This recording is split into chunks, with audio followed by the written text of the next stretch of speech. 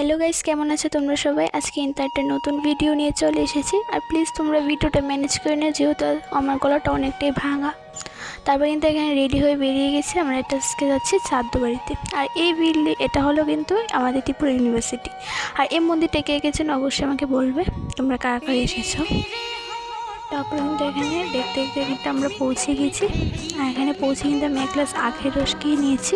তারপর আমরা অনুষ্ঠান বাড়িতে পৌঁছে গেছি। মানে পৌঁছে কিন্তু একটু বসে আমরা খেতে বসে গেছি।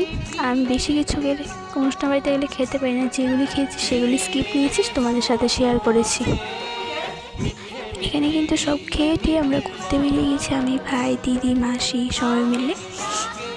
আর এই জায়গাটা কিন্তু অনেকটাই সুন্দর হয়েছে, খুব ভালো লেগেছে। তোমাদের কাছে কীরকম লেগেছে অবশ্যই আমাকে বলবে।